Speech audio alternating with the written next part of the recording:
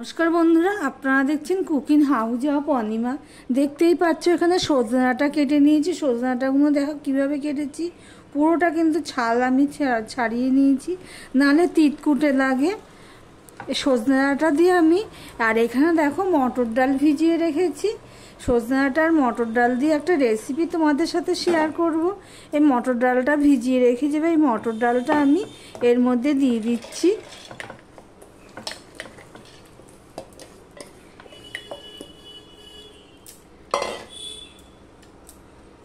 এখানে দেখো আদা কুচি নিয়ে 1 ইঞ্চির মতো আদা কুচানো নিয়ে নিয়েছি, আর 5টা কাঁচা লঙ্কা নিয়ে নিয়েছি। আর এখানে দেখো একটু নুন নিয়ে নিলাম, আর দিয়ে দিচ্ছি একটুখানি চিনি। এইগুলো সব দিয়ে যদি ডালটা পেস্ট করে বড়া করা যায় তাহলে কিন্তু খেতে খুবই স্বাদ হয়। আর ডালের বড়ার স্বাদ হলেই তরকারিটার স্বাদ হবে। চলো তাহলে এখানে পেস্ট করে নিয়ে ফিরে আসছি, দেখতে থাকো বন্ধুরা। এখানে একটা কড়াই বসিয়ে দিয়েছি। কড়াইটা ভালো করে গরম করে নিতে হবে।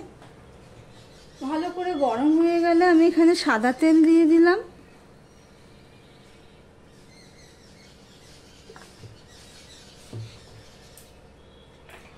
অনেকটা পরিমাণে আমি সাদা তেল দিয়ে দিয়েছি। দিয়ে দিচ্ছি একটুখানি নুন। আর এদিকে দেখো ডালগুলো আমি এইভাবে বেটে নিয়েছি মিক্সিতে। এর মধ্যে আর কিছুই দেবো না, বাটার সময় সব কিছু দিয়ে দিয়েছি, তোমরা দেখতেই পেয়েছো। এবার দেখো তেলটা গরম হয়ে গেছে। এবার প্রথমে ছোট একটা দিয়ে দেখবো তেলটা ঠিকঠাক গরম হয়েছে নাকি।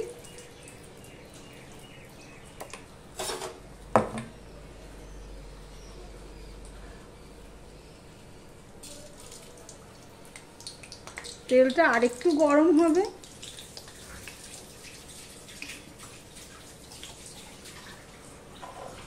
দেখো তেলটা এবার গরম হয়ে গেছে। একটা বড়া তখন দিয়েছিলাম, দেখতেই পেয়েছো। বড়াটা দেখো ভেজে নিয়েছি লাল করে। এবার আমি তুলে রাখলাম। এবার একে একে আমি বড়াগুলো সব দিয়ে দেব। বড়াগুলো আমি বেশি বড় করব না, ছোট ছোট করেই দেব।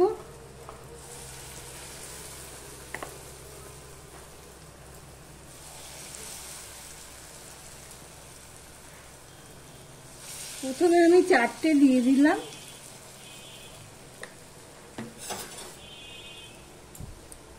দেখো নিচ পোর্শনটা হয়েছে, এই নিচটা দেখো কিছুটা লাল লাল হয়ে গেছে। আর বড়াগুলো দেখো উঠে গেছে, কড়াইয়ের গায়ে লেগে নেই।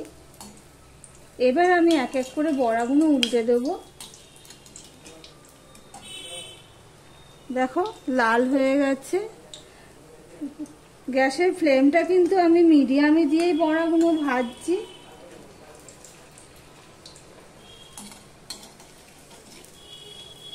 এবার অপর পিঠটাও হতে দেব।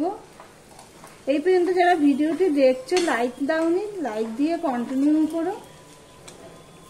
এবার তেলটা তো ভালো করে গরম হয়ে গেছে। এবার মিডিয়াম টু লোতে দিয়ে দিচ্ছি, তাহলে ভিতরটাও ভাজা হয়ে যাবে। দেখো বন্ধুরা, একইভাবে আমি সমস্ত বড়াগুলো ভেজে নিয়েছি, দেখতেই পাচ্ছ লাল লাল করেই ভেজে নিয়েছি। যা তেল দিয়েছি আর আমাকে তেল দিতে হয়নি, যেহেতু নুন দিয়েছি। নুন দিলে না তেলটা বাষ্পটা কম হয়। অল্প তেল আছে। সাদা তেলে আমি বড়াগুলো ভেজেছি। দিয়ে দিচ্ছি সর্ষের তেল, অল্প একটু সর্ষের তেল দিয়ে দিলাম। আর এখানে দেখো আমি একটু হাফ চামচের মতন 5 ফোড়ন আর একটা বড় তেজপাতাকে 2 ভাগ করে দিয়েছি, সেগুলো আমি দিয়ে দিলাম। আর এখানে দেখো আমি এখানে পেঁয়াজ কেটে নিয়েছি একটা মিডিয়াম সাইজের, আর আলু নিয়ে নিয়েছি। 5 ফোড়নটা হয়ে গেছে। এবার দিয়ে দেবো পেঁয়াজ কুচিগুলো।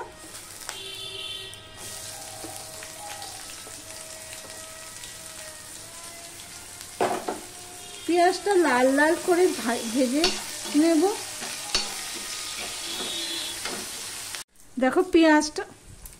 দেখো পেঁয়াজটা ভাজা হয়ে গেছে। এবার দিয়ে দিচ্ছি আলু।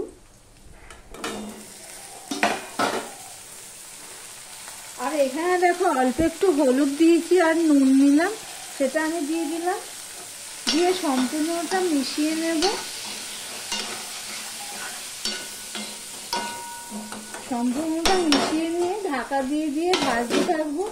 আর বড়াগুলো দেখো, তোমাদের দেখানো হয়নি, বড়াগুলো এইভাবে লাল লাল করে ভেজে নিয়েছি। এটা এমনিও খাওয়া যাবে, এখানে নুন মিষ্টি ঝাল সবই দেওয়া আছে। দেখো পেঁয়াজ পাঁচফোড়নে সুন্দর একটা গন্ধ বেরিয়ে গেছে। আর পেঁয়াজটা দেখেছো একদম কেমন ভাজা হয়েছে। আলুটা প্রায় অর্ধেকটা সিদ্ধ হয়ে গেছে, ভাজাতে হয়েছে, অর্ধেকটা সিদ্ধ হয়ে গেছে। এবার দিয়ে দিচ্ছি 1 চামচের মতন আদা পেস্ট, আর দিয়ে দিলাম টমেটো, একটা মিডিয়াম সাইজের টমেটো। এবার এর মতো সম্পূর্ণটা মিশিয়ে নিয়ে আমি এটা রান্না করতে থাকবো। ঢাকা দিয়ে দিয়েই রান্না করবো, তাহলে আলুটা সিদ্ধ হয়ে যাবে। দেখো বন্ধুরা, আদা আর টমেটোটা হয়ে গেছে। এই অবস্থায় আমি কিছু মশলা অ্যাড করব। এখানে দেখো 1 চামচ ধনের গুঁড়ো, 1 চামচ জিরের গুঁড়ো, 1 চামচের একটু কম হলো লঙ্কার গুঁড়ো, 1/2 চামচ হলো হলুদের গুঁড়ো, সেগুলো আমি দিয়ে দিলাম। মশলাটা কষানোর জন্য অল্প একটু জল দিয়ে দিলাম। দিয়ে এবার মশলাটা আমি কষিয়ে নেব। আমি নুন দিয়েছি, বড়ার মধ্যে নুন দিয়েছি, সেই জন্য আমি এখন নুন দেবো না, নুনটা পরে বুঝে দেব। সম্পূর্ণত কষাতে থাকবো, দেখতে থাকো বন্ধুরা। দেখো বন্ধুরা, মশলাটা অর্ধেকটা কষানো হয়ে গেছে।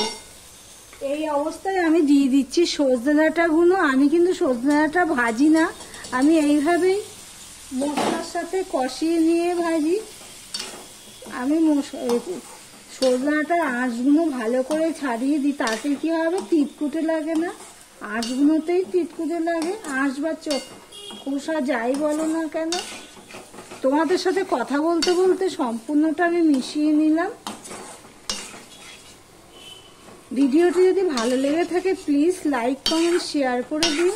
আর যারা নতুন বন্ধু ভিডিওটি দেখছো এখনো পর্যন্ত সাবস্ক্রাইব করোনি, তাদেরকে বলবো চ্যানেলটি সাবস্ক্রাইব করে পাশে থাকার জন্য।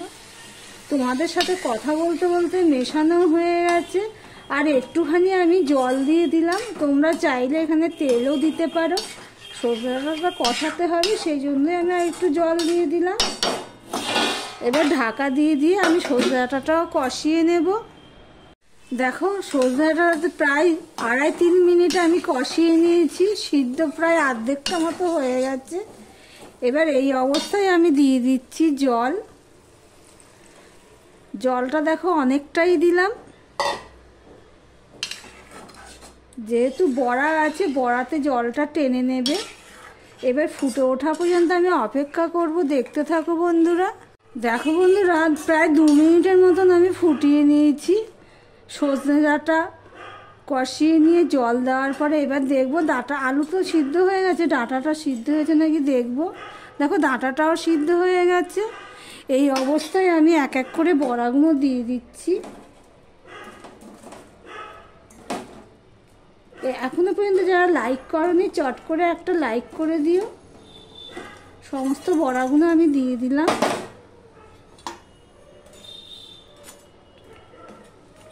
দিয়ে আমি মিনিট খানিক ফুটিয়ে নেব।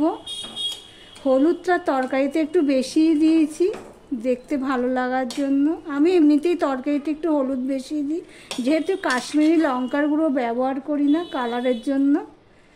এবার ঢাকা দিয়ে আমি মিনিট খানিক ফুটিয়ে নেব। বন্ধুরা, আমি মিনিট খানিক ফুটিয়ে নিয়েছি। অফ ক্যামেরাতে আমি একটুখানি নুন দিয়ে দিয়েছি, নুনটা একটু কম হয়েছে তাই একটু নুন দিয়ে দিয়েছি। এবারে এর মধ্যে দিয়ে দেবো, দেখো একটু মিষ্টি দিয়ে দিলাম। যেহেতু বড়ার মধ্যে মিষ্টি দিয়েছি সেই জন্য মিষ্টির পরিমাণটা কম দিলাম। দিয়ে দিলাম গরম মশলা, আর দিয়ে দিলাম ঘি, অল্প করেই দিয়েছি ঘি।